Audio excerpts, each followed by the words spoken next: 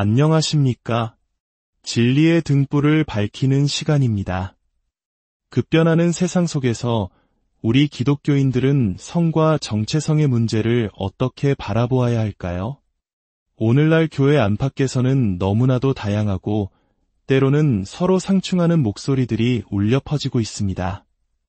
어떤 이들은 사랑이라는 이름으로 모든 것을 포용해야 한다고 말하고 또 다른 이들은 성경의 가르침을 굳건히 지켜야 한다고 외칩니다. 이 혼란 속에서 우리는 무엇을 붙잡아야 할까요?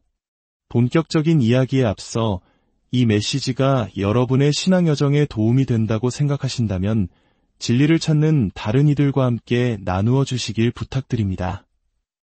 여러분의 좋아요와 구독은 변치 않는 복음의 메시지를 더 널리 전하는 데 큰 힘이 됩니다.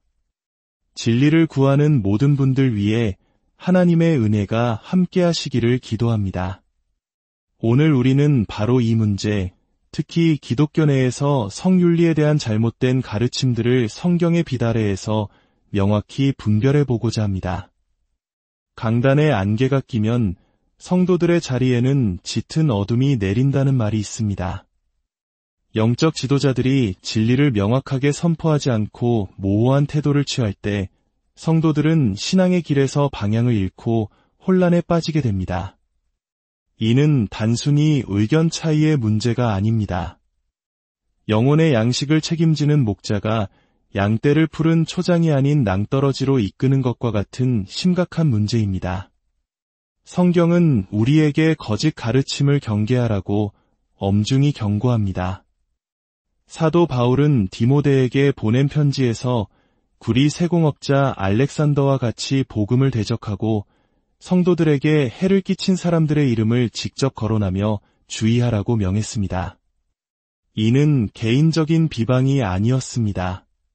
교회의 순수성을 지키고 양떼를 보호하기 위한 목자의 책임이었죠. 이리 때가 오는 소리가 들리는데 침묵하는 것은 목자의 직무유기입니다.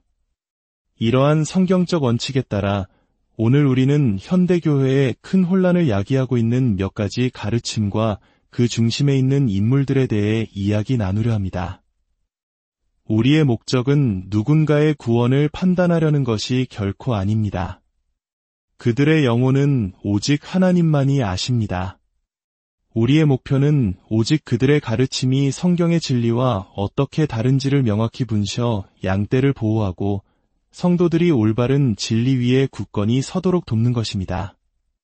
현대 교회의 혼란을 이야기할 때 우리는 2000년대 초반에 큰 영향력을 끼쳤던 롯벨 목사의 사례를 빼놓을 수 없습니다. 그는 감각적인 영상과 현대적인 언어로 많은 젊은이들에게 다가갔던 대형교회 목사였습니다. 초기에는 그의 사역이 복음을 전하는 새로운 도구로 여겨지기도 했습니다. 하지만 그는 벨벳 엘비스나 사랑이 이긴다와 같은 책들을 통해 기독교의 핵심 교리를 교묘하게 흔들기 시작했습니다. 그는 기독교 교리가 마치 트램펄린의 스프링과 같아서 몇 개쯤은 빼내도 전체 구조에는 문제가 없다고 주장했습니다. 절대적인 진리에 대한 회의주의를 심고 의심과 신비를 강조하며 교리의 객관성을 무너뜨렸습니다. 특히 사랑이 이긴다라는 책에서는 지옥의 존재에 대해 직접적으로 부정하지는 않았지만 정말 사랑의 하나님이 사람을 영원한 지옥으로 보내실까?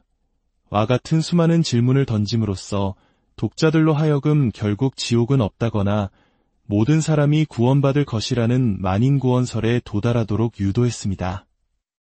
이것이 바로 거짓 가르침이 퍼져나가는 교활한 방식입니다. 직접적으로 이단을 주장하기보다 단지 질문을 던질 뿐이라며 기존의 믿음을 서서히 침식시키는 것입니다. 이러한 토대 위에서 오늘날 교회를 가장 뜨겁게 달구는 성윤리에 대한 논쟁이 시작되었습니다. 오늘날 기독교 내 성담론의 중심에는 사이드 A와 사이드 B라는 두 가지 입장이 있습니다.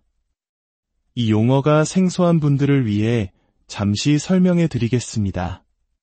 마치 오래된 LP판의 앞면과 뒷면처럼 이 두 입장은 서로 다른 견해를 담고 있습니다. 사이드 A는 성경의 가르침을 시대에 맞게 재해석하여 동성 간의 성적인 관계와 결혼을 완전히 인정하고 축복해야 한다는 입장입니다. 이들은 스스로를 퀴어 크리스천이라 칭하며 교회 내에서 완전한 수용을 요구합니다. 반면 사이드 B는 언뜻 보기에 더 보수적으로 보입니다. 이들은 동성애적인 행위 자체는 성경적으로 죄라고 인정합니다.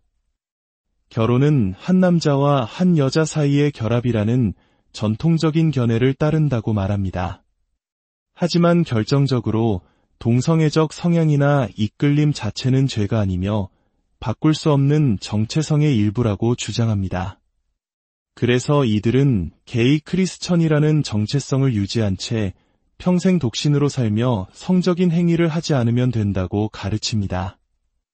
여러분, 이 두 가지 입장 중 어느 것이 성경적일까요? 정답은 둘 다 아니다입니다. 우리는 이 LP판 전체를 집어 던져야 합니다. 왜냐하면 두 입장 모두 우리의 정체성은 어디에 있는가라는 근본적인 질문에 대해 비성경적인 답을 내놓고 있기 때문입니다. 성경은 우리의 정체성이 우리의 성적 지향이나 욕망에 있지 않다고 분명히 말합니다. 우리의 옛사람은 그리스도와 함께 십자가에 못 박혔으며 이제 우리의 정체성은 오직 그리스도 안에 있는 새로운 피조물입니다. 생각해 보십시오. 우리가 스스로를 포르노를 사랑하는 크리스천이나 간음 성향의 크리스천이라고 부를 수 있겠습니까? 혹은 시기심 많은 크리스천, 험담하는 크리스천이라는 꼬리표를 우리의 정체성으로 삼을 수 있겠습니까? 결코 그럴 수 없습니다. 그것들은 우리가 싸워 이겨내야 할 죄의 성향이지 우리가 끌어안고 살아가야 할 정체성이 아닙니다. 사이드 B 신학은 교묘하게도 동성애라는 죄에만 특별한 지위를 부여합니다. 다른 모든 죄는 회개하고 버려야 할 대상으로 보면서 유독 동성애적 성향만큼은 바꿀 수 없는 존재의 본질인 것처럼 다룹니다. 이는 결국 사람들에게 당신은 그리스도인이 될 수 있지만 당신의 이 끔찍한 짐은 영원히 사라지지 않을 것입니다. 다른 사람들보다 더 무거운 십자가를 지고 평생 외롭게 살아가야 합니다. 라는 절망적인 메시지를 전하는 것과 같습니다. 하지만 복음은 그런 메시지가 아닙니다. 복음은 모든 죄인에게 동일하게 선포됩니다. 회개하고 복음을 믿으라. 우리의 과거가 어떠했든 우리가 어떤 죄의 성향과 씨름하고 있든 복음은 우리에게 그리스도 안에서 완전히 새로운 정체성을 약속합니다. 그것은 변화의 메시지이며 소망의 메시지입니다. 이러한 신학적 혼란이 어떻게 성윤리 문제로까지 이어졌을까요? 그 중심에는 성경의 권위를 어떻게 보느냐의 문제가 있습니다. 앤디 스텔리 목사는 미국에서 매우 큰 영향력을 가진 목회자입니다. 하지만 그는 여러 차례에 걸쳐 기독교 신앙을 구약 성경과 분리해야 한다고 주장하며 성경의 권위를 심각하게 훼손했습니다. 그는 기독교 신앙의 기초는 성경이 아니라 이는 매우 교묘한 거짓 딜레마입니다.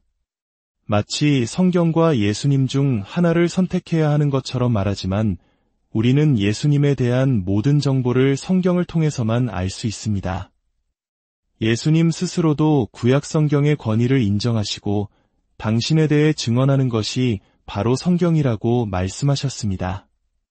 성경의 권위를 무너뜨리면 우리가 믿는 예수님은 결국 각자가 상상하는 성경의 권위에 대한 관점이 흔들리면 그 위에 세워진 모든 교리는 힘을 잃게 됩니다. 특히 죄, 회개, 거룩함에 대한 가르침이 가장 먼저 공격받습니다. 성경이 명백히 죄라고 말하는 것들을 더 이상 죄로 여기지 않게 되고 인간적인 동정심이나 독선적인 공감을 앞세워 성경의 기준을 바꾸려 하게 됩니다. 이것이 바로 앤디 스텔리 목사가 동성애 문제에 대해 점차 포용적인 입장을 취하게 된 배경입니다. 그는 동성애자 부부를 강단에 세우고 그들의 믿음이 교회 안에 다른 어떤 사람들보다 더 크다고 칭송하기까지 했습니다. 결국 성경의 권위를 낮추는 것은 성윤리의 붕괴로 이어지는 미끄러운 경사길인 것입니다.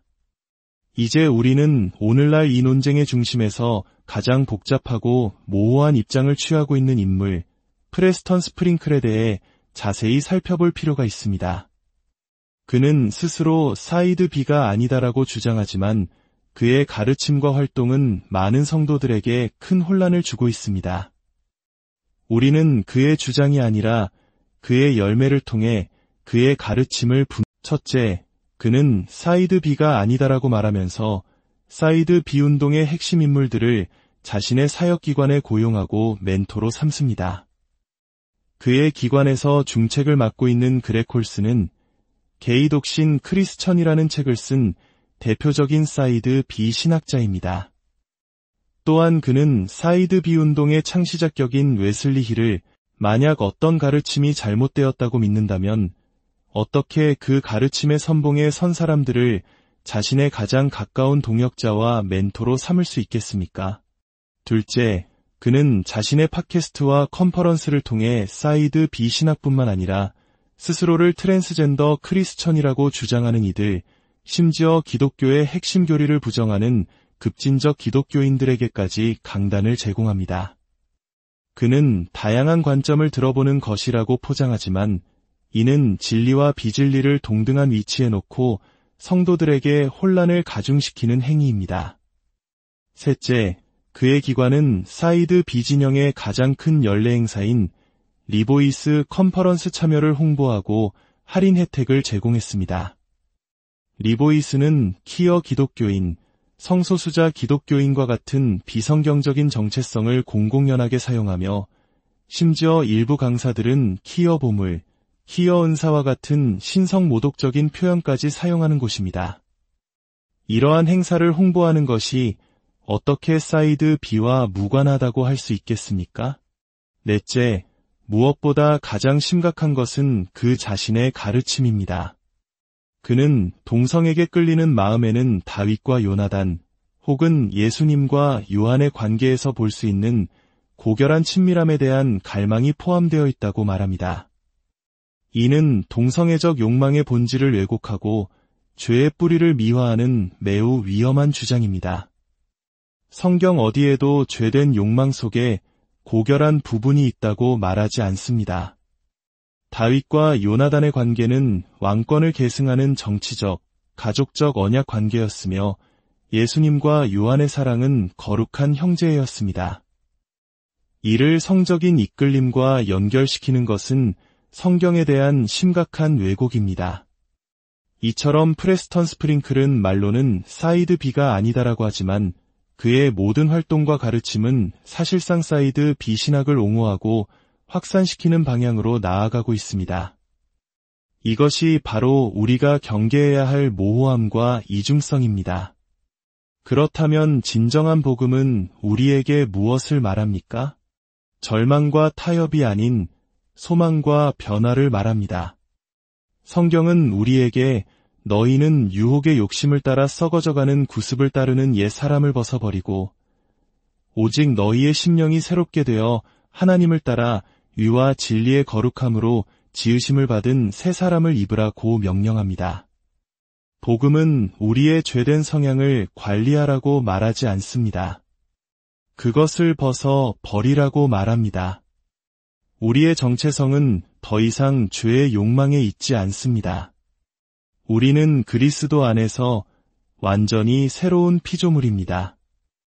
사이드 B 신학이 제시하는 나는 변할 수 없는 게이 크리스천이라는 정체성은 복음의 능력을 부인하는 것입니다.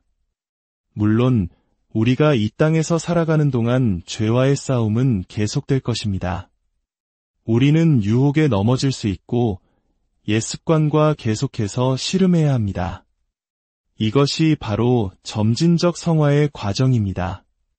하지만 복음은 우리가 이 싸움에서 승리할 수 있으며 성령의 능력으로 날마다 더욱 그리스도를 닮아갈 수 있다는 소망을 줍니다.